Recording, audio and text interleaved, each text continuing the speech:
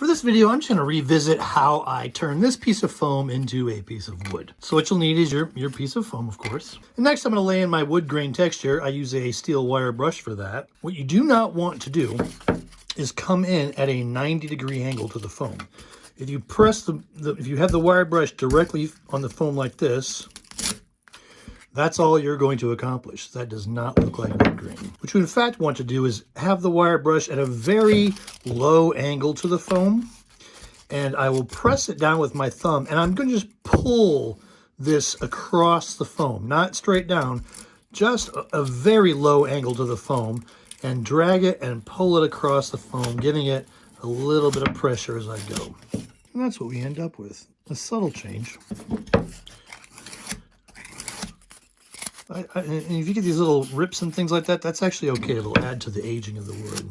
Again, low angle to the foam, press it down into the foam, and get that wood grain texture like that. Next, I usually take a little piece of fine grit sandpaper, and I just soften all the edges.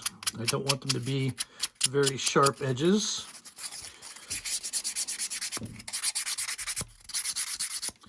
That's it.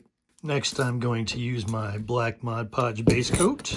This is a very thin layer. I do not want to lose that texture to the Mod Podge, so I'm just laying on a just enough to cover this. I do not want to fill in those wood grain details, so keep it thin. Let that dry. Next, I'll go in with a very thin layer of the Craft Smart Golden Brown. Again, I don't want to bury the detail with this paint. It's a pretty thin layer.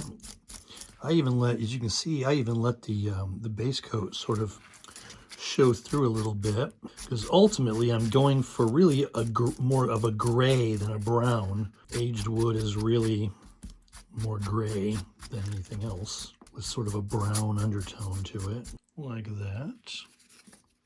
Let that dry again.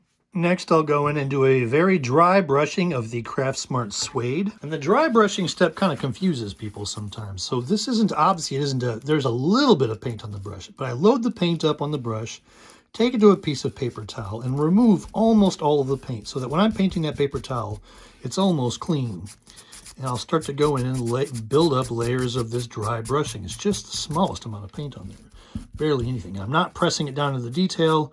I'm just grazing it across the surface and hitting those highlights. And I have that. And I need to let that dry completely, bone dry. Lastly, I'll just go in and lay in the wash. I am not painting that wash on. I am just letting it sort of be drawn out of the brush by the piece. And there you have it. That is how I make the wood for all of my pieces. Let me know if you have any more questions.